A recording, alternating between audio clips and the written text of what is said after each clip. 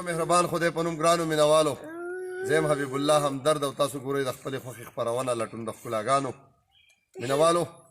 د دې نه وړاندې مونږ چې کوم پروګرامونه تاسو سره شریک کړي مونږ چې کومې سیمې شریکې کړي او په هغې کې چې کوم ښکلاګانې کوم ښایستونه او کوم د قدرت د حسین نظارو هغه شاهکار مونږ تاسو سره شریک کړي مینوالو نن د سره په سوات کې لایو سنو فال یا روانه برفباري یا دغه واورې شریکوم مینوالو نن دویمه ورځ ده چې د سوات په مختلفو سیمو کې په ډېره لویه پیمانه باندې واوره کېږي او د دغه واورې له وجې ټول غرونه چې دي هغه تک سپین دي هرې سیمې تکې سپینې دي غوښتل مې چې کله واوره ښکته راشي او دې کلو ته هم راشي او په کلو کې د واورې دغه لړۍ پیل شي نو دغه به هم ستاسو سره شریکومه نن الله وکړه او هماغسې وشوه چې هغه واورې ښکته رالې دا ډېر چاپېره چې دی واورې ورېږي د واورو د ورېدو دغه مناظر دي چې زموږ د کیمرې تاسو ته ښایي چار چاپېره که تاسو وګورئ نو هر طرف ته دغه سپینې واورې او د واورو دا سپین سپین څپولې چې دي دا راورېږي مینوالو واوره چې په کومو د سوات برنۍ سیمې دي اپر سوات کې چې کومې بره علاقې دي هلته خو د کال زیاتره برخه چې ده نو واورې وي او لږ چې وي نو هغه پکې دا موسم چې وي هغه شینکۍ پکې کم وي او واورې ډېرې وي ولې د کوزې سیمې چې دي خصوصا د باغډیرۍ نه ښکته سیمې چې دي په دې کې واورې چې دی هغه دومره ډېرې زیاتې نه وي ولې سږکال د شروع نه چې دی په نومبر کې وړاندې پروګرام مونږ تاسو ته چې دی د واورو اولنۍ واوره چې شوې وه نو هغه په نومبر کې شوې وه او مونږ تاسو سره شریکې کړې وه ولې واوره چې وي دلته عموما د انور د ګرځېدو نه پس یا په ډسمبر کې چې وي د ډسمبر د 22 تاریخ نه 20 تاریخ نه پس کېږي ولې دا ځل د نومبر په میاشت کې چې دی واورې راغلې وې او ډېرې په لویه پیمانه واورې شوې وې چې مونږ تاسو سره شریکې کړې وې د هغه ټولو مینوالو ډېره مننه کوم چا چې زموږ دغه چینل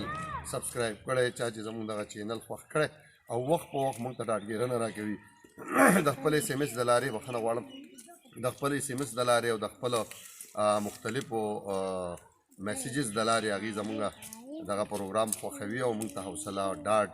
او ډېره ډاډګیرنه راکوي وړاندې به هم تاسو ته کوشش کوو چې ښکلي په زړه پورې پروګرامونه داسې نوي پروګرامونه هم تاسو ته رامخې ته کړو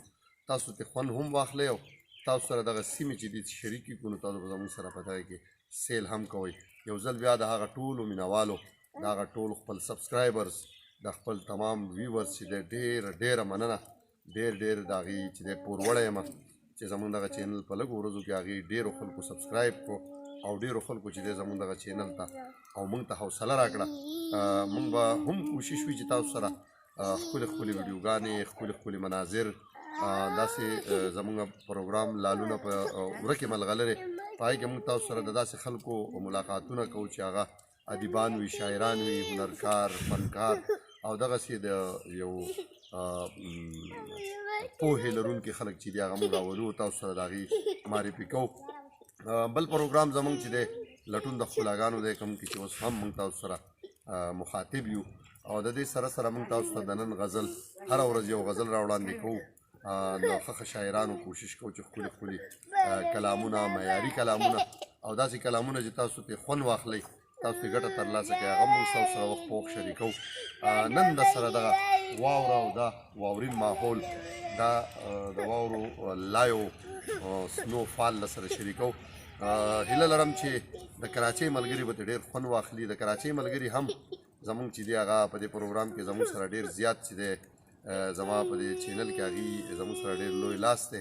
د هغه ځای د شاعرانو ادیبانو د طالب علمانو خصوصا زما سټوډنټس چې دي هغې هم دا چینل په غټه پیمانه ګوري او موږ ته ډاډګیرنې راکوي نن خصوصا کراچوالو سره چې دی دا واوره شریکومه د دې سره مینوالو کم خلک چې زموږ هغه په اروپا کې دي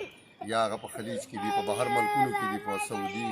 دوبۍ وغیره کې هغې دپاره خصوصي دا پروګرام هغې دپاره خصوصي دا د واورین ماحول چې دی دا د هغې دپاره دی په دې هیله چې هغې به ډېر خوند واخلي او ګورم به چې هغه موږ له بیا څه فیډبیک راکوي یو اهمه خبره دا چې که تر اوسه تاسو زموږ دا چینل نه وي سبسکرایب کړی نو سما پښتو سبسکرایب کړئ د دغه واورین ماحول نه هم خوند واخلئ او د دې سره چې د را روانو پروګرامونو نه هم چې دی خوند واخلئ. هیله لرم چې دا به تاسو ډېر خوښ کړي دا پروګرام، تاسو به ډېر خوند واخلئ او زموږ به دا انګېرنه وکړئ چېرته چې یئ ښاد اوسئ، آباد اوسئ، بریالي اوسئ. په لوی الله مو سپارم.